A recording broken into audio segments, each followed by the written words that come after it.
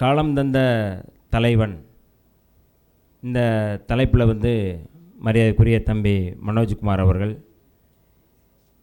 இம்மாதிரியான ஒரு கருத்தரங்கத்தை ஒழுங்குபடுத்தி இதை சிறப்பித்து ஒரு வெற்றிகரமான ஒரு கருத்தியல் நிகழ்வாக மாற்றியிருக்கின்ற தம்பி மனோஜ்குமார் அவர்களுக்கு முதலில் விடுதலை சிறுத்தைகளின் சார்பினுடைய நன்றியை தெரிவித்துக் கொள்கின்றேன். அவரோடு இணைந்து இந்த நிகழ்விலே மிக வெற்றிகரமாக இதற்கு உதவி புரிந்திருக்கின்ற மரியாதைக்குரிய தந்தை பெரியார் திராவிடர் கழகத்தினுடைய சென்னை மாவட்ட செயலாளர் மரியாதைக்குரிய தோழர் குமரன் அவர்களுக்கும் இந்த நேரத்தில் என்னுடைய நன்றியை தெரிவித்துக் கொள்கின்றேன். தந்தை பெரியார் திராவிடர் கழகம் இந்த நிகழ்வை ஒரு முக்கியமான சூழலில் இதை நடத்தி கொண்டிருக்கிறார்கள்.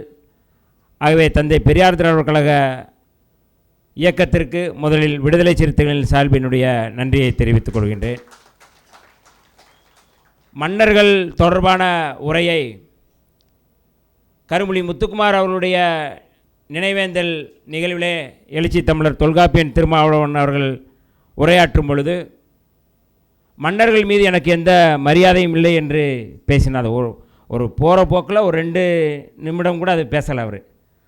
ஆனால் அதற்கு ஒரு பெரிய எல்லாம் அந்த மன்னர்களுடைய பரம்பரையில் வந்தவர்கள் மாதிரி எல்லாருமே தலைவர் அவர்களை விமர்சித்தார்கள்.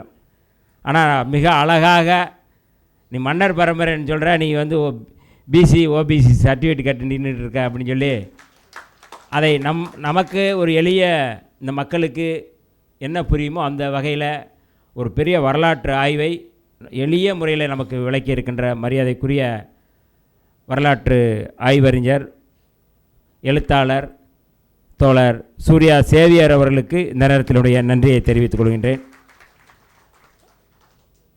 டாக்டர் காந்தராஜ் அவர்கள் எல்லோருக்கும் தெரியும், ஊடகத்தில் நிறையா பேசக்கூடியவர்.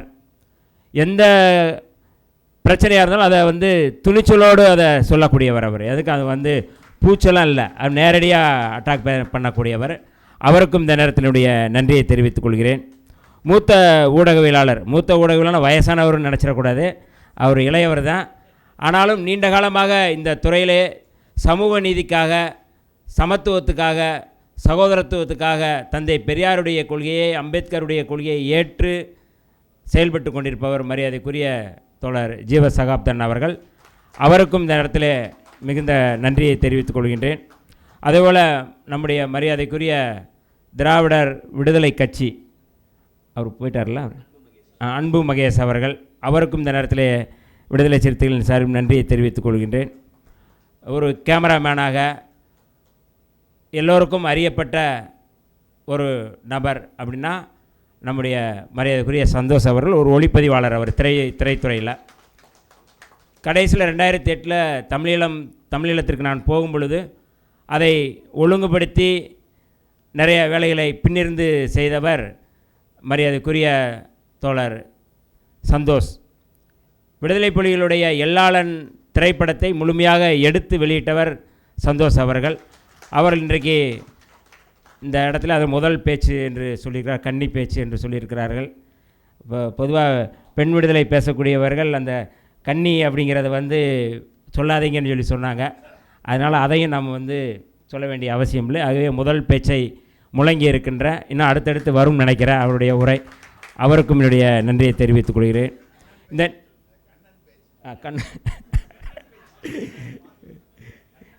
இந்த நிகழ்வில் இந்த பங்கேற்று மிகச் சிறப்பாக இதை சிறப்பித்து கொண்டிருக்கின்ற விடுதலை சிறுத்தைகள் கட்சியினுடைய மாவட்ட செயலாளர்கள் மரியாதைக்குரிய தோழர்கள் மின்னல் பாபு அவர்கள், மரியாதைக்குரிய தோழர் சேத்துப்பட்டி இளங்கோ அவர்கள், மரியாதைக்குரிய தோழர் சுபாஷ் அவர்கள், மரியாதைக்குரிய தோழர் கிருபாநிதி அவர்கள்,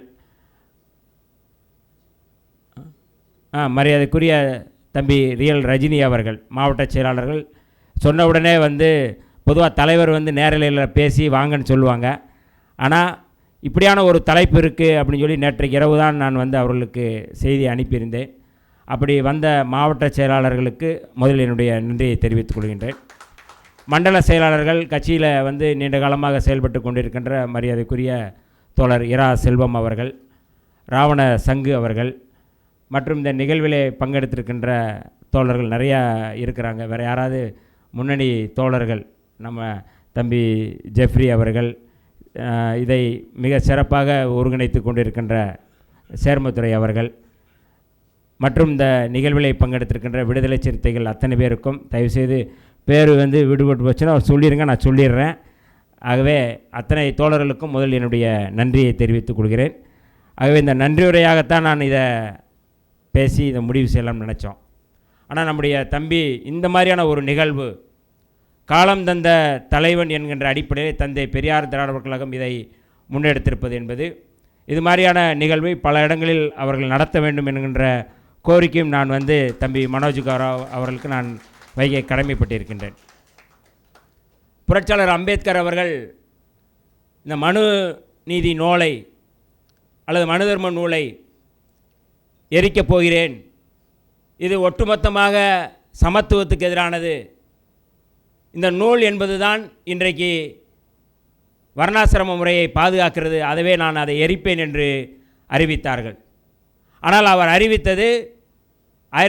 அறிவித்து எரித்தது 1927 டிசம்பர் 25ஆம் தேதி.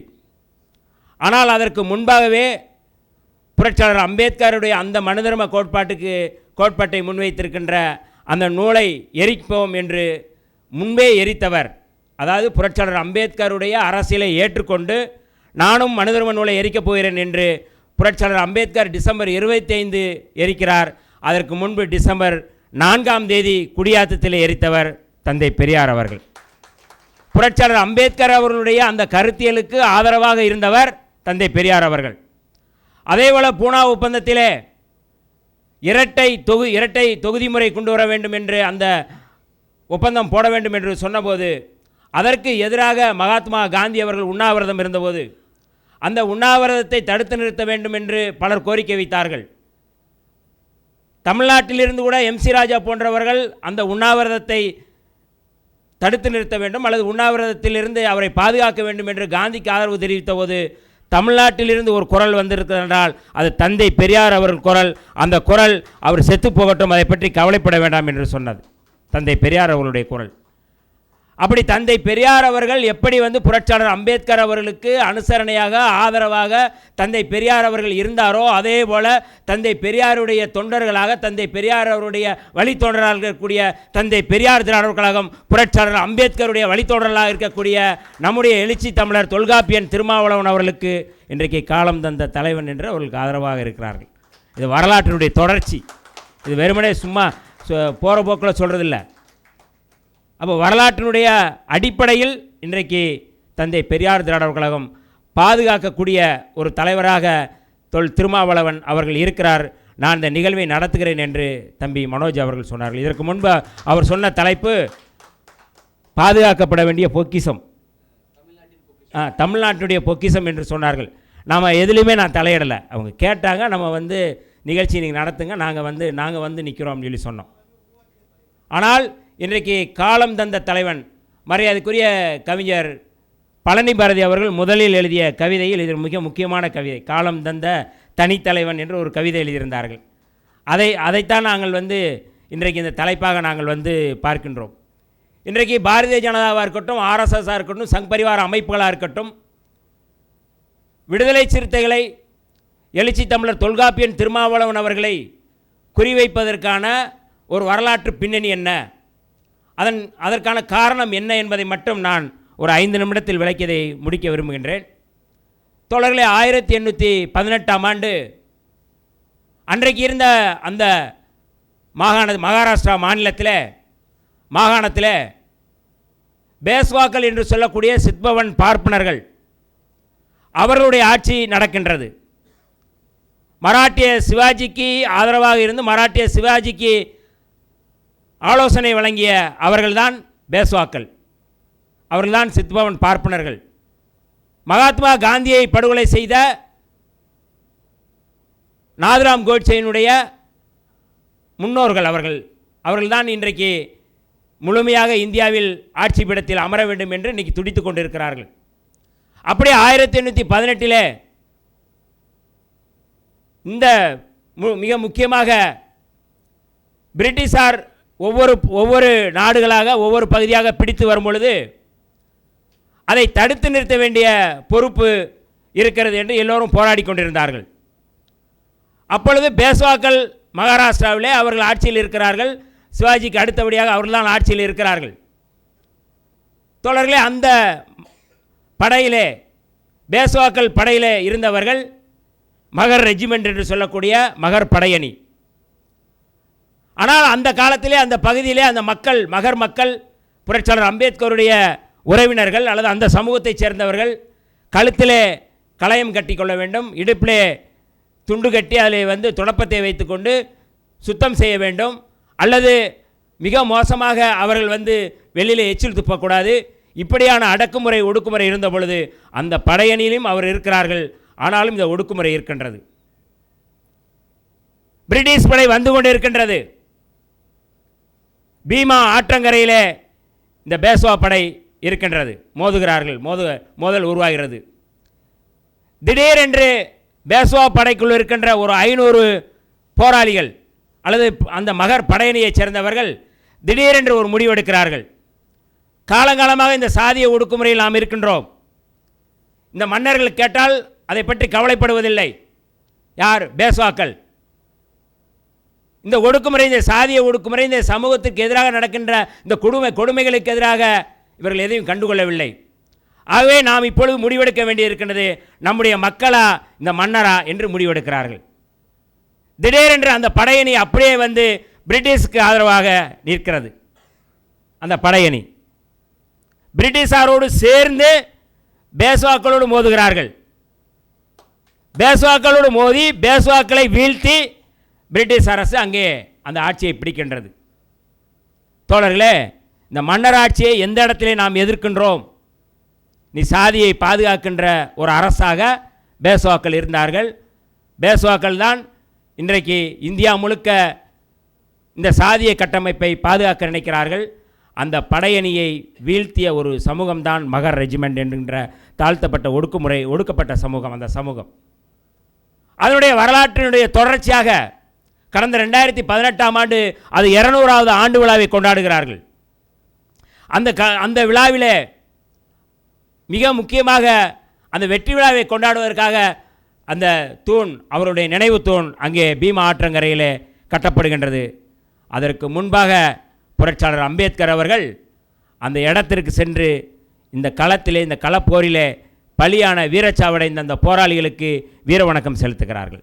அது ஒரு வரலாற்று சம்பவம். அது 2018 அந்த இடத்துல வீர வணக்கம் செலுத்த போன அத்தனை பேரையும் அடித்து தாக்குதல் நடத்தினார்கள். யார்?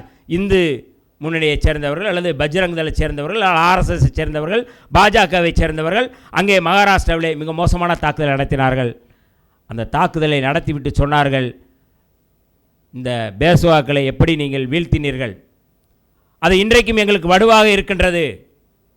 அதை ஒருபோதும் நாங்கள் மறக்க மாட்டோம் என்று சொல்லிதான் மிக மோசமான தாக்குதலை அந்த நினைவு நாள் நிகழ்ச்சியை நடத்தினார்கள். தோழர்களே, காந்தியை எப்படி படுகொலை செய்த அந்த கும்பல், பேஷ்வா கும்பல், அந்த சித்பவன் பார்ப்பனர்கள் கும்பல் மீண்டும் இதே ஆட்சியை நாங்கள் நிறுவுவோம் என்று சொன்னார்கள்.